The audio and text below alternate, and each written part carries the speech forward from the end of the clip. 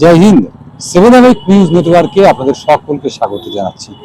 আর আজকের এই পর্ব শুরু করার আগে তরুণ মজুমদারের দাদার কীর্তি ছায়াছবিটাকে আমি কিছুতেই ফেলে আসতে পারছি না, যেখানে আমি শ্যামলবাবুকে ছবিটা দেখাতে দেখাতে বলছি, যেখানে অনুপ কুমার যে চরিত্রটি করেছিলেন তার মুখ থেকে সরস্বতী পুজোর দিন সরস্বতীর যে অঞ্জলি মন্ত্র, সেই মন্ত্রে তিনি উচ্চারণ করেছিলেন বিদ্যাস্থানে ভয়ে বচ, বিদ্যাস্থানে ভয়ে বচ। আর পানিহাটিতে ঠিক একই ঘটনা আপনারা দেখতে পাচ্ছেন, সামনে সোদপুর সুশীল কৃষ্ণ শিক্ষায়তন এবং তার ঠিক বাইরে এই পরিস্থিতি, এবং এর পাশেই যে বিস্তীর্ণ জঞ্জাল শ্যামলবাবু আপনারা দেখাচ্ছেন, যে বিস্তীর্ণ জঞ্জাল, যেখানে ছাত্রছাত্রীর বদলে এখন গবাদি পশু চড়ে বেড়াচ্ছে। সেই জঞ্জালের ফাঁকে আরো একটি স্কুল রয়েছে যার নাম ঘোলা ভুবনেশ্বরী বালিকা বিদ্যালয়, অর্থাৎ দুটি হাই স্কুল পাশাপাশি। এখানে অনেকে প্রশ্ন তুলতেই পারেন যে এই দুটি স্কুলে নাকি এখন ছাত্রছাত্রী নেই, কিন্তু আমরা আরটিআই করে দেখেছি যে এই স্কুল দুটি এখনো পর্যন্ত বন্ধের তালিকায় চলে যায়নি। অর্থাৎ এই স্কুল দুটিতে এখনো মাস্টার মশাইরা আসেন, দু একজন, চারজন, পাঁচজন ছাত্রছাত্রী আসেন, কেউ না আসুক, কিন্তু একটি বিদ্যালয়, একটি পবিত্র জায়গা, একটি নয় পরপর দুটি বিদ্যালয়, একদম সোদপুর বারাসাত রোডের ওপর তীর্থভারতী উল্টো দিকে, সেই স্কুলের সামনে আজকে এই পরিস্থিতি। আজকে একদিন হলে আমরা অবশ্যই এটা খবরে তুলতাম না, কিন্তু মাসের পর মাস এই রাস্তা ধরে যখন যাচ্ছি আমরা দেখতে পাচ্ছি ময়লা, এখানে নাকে আমরা চাপা দিচ্ছি। তারপরে যখন সরকারের বদল এলো এবং অবশেষে পানিহাটি পৌরসভারও বদল এলো, তখন কিন্তু আমরা এই পর্বটি শুরু করলাম যে বিদ্যাস্থানে ভয়ে বচ। আমরা ঘুরে দেখাবো যে পানিহাটির বিভিন্ন স্কুলের সামনের কি পরিস্থিতি হয়ে রয়েছে, সেখানকার ছাত্রছাত্রীদের কি পরিস্থিতির মধ্য দিয়ে ক্লাস করতে হচ্ছে, স্কুলে যেতে হচ্ছে। এই মুহূর্তে আমরা যাচ্ছি মহাজাতি স্কুলে, অর্থাৎ মহাজাতি স্কুল যে রাস্তা দিয়ে যেতে হয়, এই জায়গাটা হচ্ছে নর্থ স্টেশন রোড, এবং যে জায়গাটায় আপনারা এই মুহূর্তে রয়েছেন এটা মহাজাতি স্কুলের ঠিক পেছন দিকটা, যে মাঠটাকে নিয়ে দীর্ঘ লড়াই চলছে, আন্দোলন চলছে। এই যে আপনারা সবুজ দেখতে পাচ্ছেন, তারপরে হচ্ছে মহাজাতি স্কুল, এবং যে বিনামূল্যের জমি নিয়ে বিভিন্ন রকমের বিতর্ক রয়েছে, এই স্কুল একসময় এই জমিটা তাদের খেলার মাঠ হিসেবে দাবি করেছিল, স্কুল একসময় এই জমিটাকে তাদের খেলার মাঠ হিসেবে দাবি করেছিল, কারণ সে সময় মহাজাতি বিদ্যাপীঠ সুব্রত কাপে চ্যাম্পিয়ন হয়েছে, কোকাকোলা কাপে চ্যাম্পিয়ন হয়েছে, সিএবি খেলছে ফুটবলে, আইএফএ খেলছে।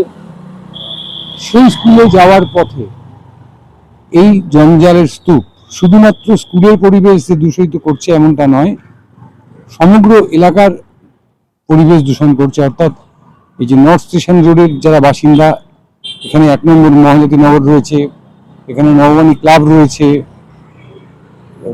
পাশাপাশি বিভিন্ন জনপদ রয়েছে, সেই জনপদের যে সামগ্রিক যে দূষণ, সেই দূষণ কিন্তু এই জঞ্জাল থেকে ছড়াচ্ছে। এবং এখানেও আমরা বলে রাখি যে এই ময়লাও কিন্তু বাইরের কেউ এসে নিশ্চয়ই ফেলে যাচ্ছেন না,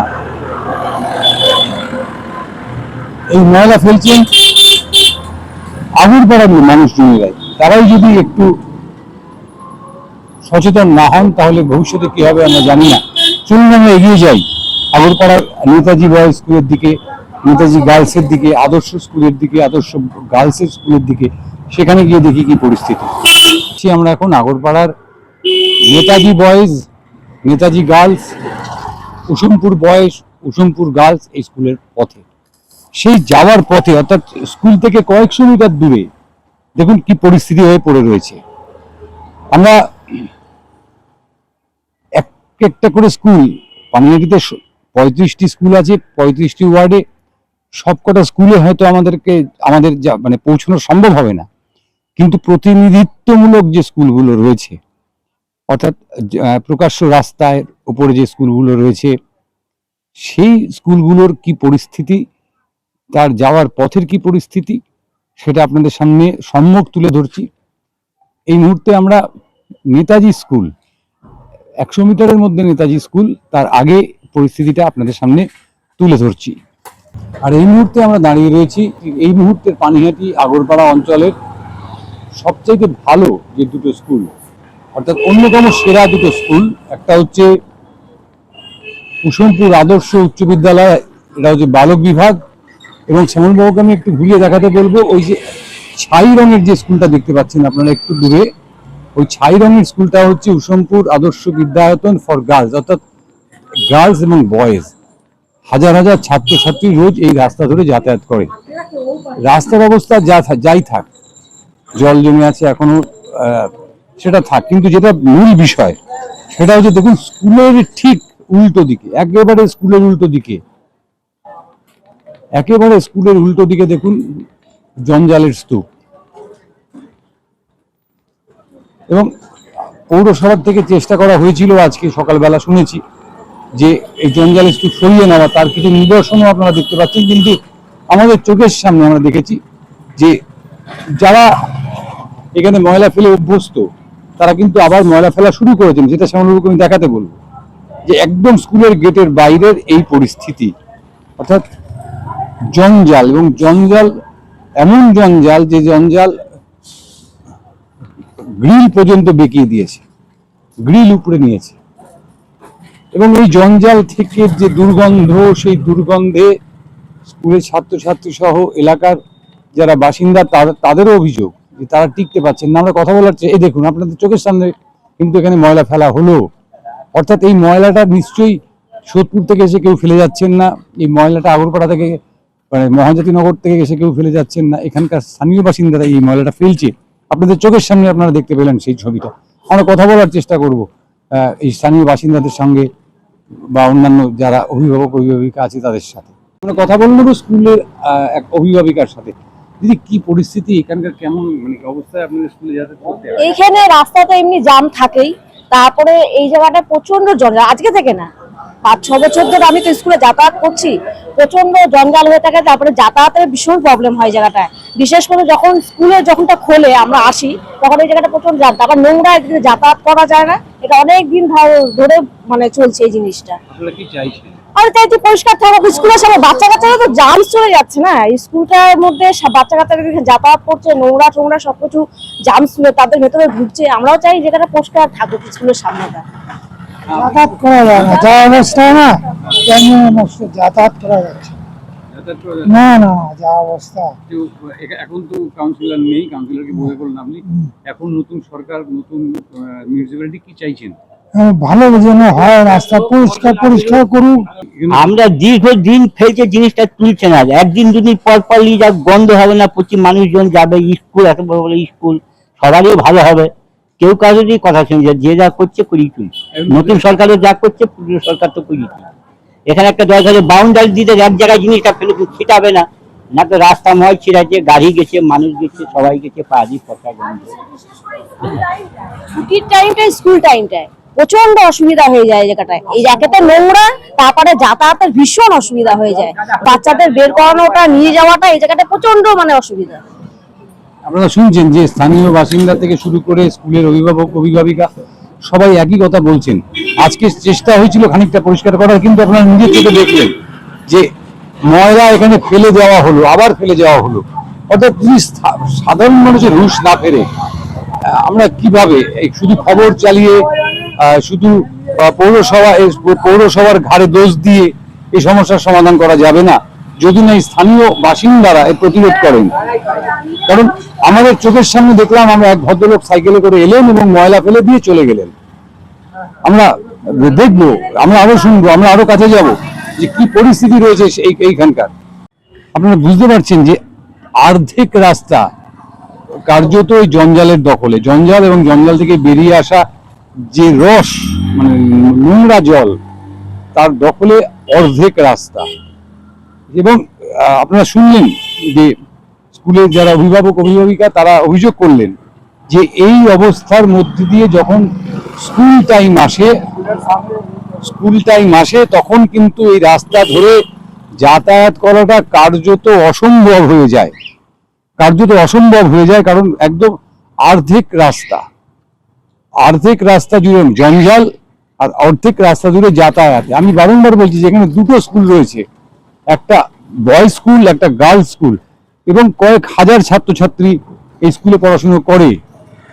আমরা চেষ্টা করি যে ছাত্রছাত্রীদের কি অভিযোগ আছে শ্যামলবাবুকে বলবো।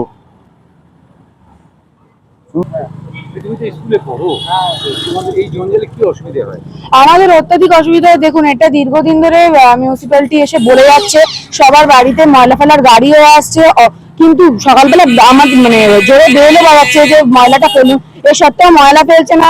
ভেজা আবর্জনা শুকনো আবর্জনা সব এখানে ফেলছে। এর থেকে কি হচ্ছে, অত্যাধিক গন্ধ, আমরা মানে ক্লাস করতে পারি না, এতটা মারাত্মক গন্ধ। যারা যারা এখানে এখন দেখছে আমরা এই আপনারা এই নিউজ রিপোর্ট ক্যারি করছেন, তারাও দুদিন পরে সেখানটা নোংরা ফেলবে। তো এখানটা কি হচ্ছে কে জানে। আমরা স্কুলে গন্ধে পড়াশোনা করতে পারি না, এত মারাত্মক গন্ধ। এই দাঁড়িয়ে আছি, মারাত্মক গন্ধ আছে। আমরা এই একটা জিনিসই চাই, এটার ব্যাপারে যেন একটা সিসিটিভি এখানে লাগানো হোক, এখানে যেই নোংরা ফেলুক তার ব্যাপারে কঠোর শাস্তি হোক, তার জন্য কঠোর শাস্তি হোক। এখানে একেবারে নতুন প্রজন্ম তারা জানাচ্ছে, যারা স্কুলে পড়ছে, যে যারা আজকে আমাদেরকে ইন্টারভিউ দিচ্ছে তারাও নাকি এখানে সে ময়লা ফেলে যায়, এবং এই ময়লার তীব্র গন্ধে তাদের ক্লাস করতে অসুবিধে হয়।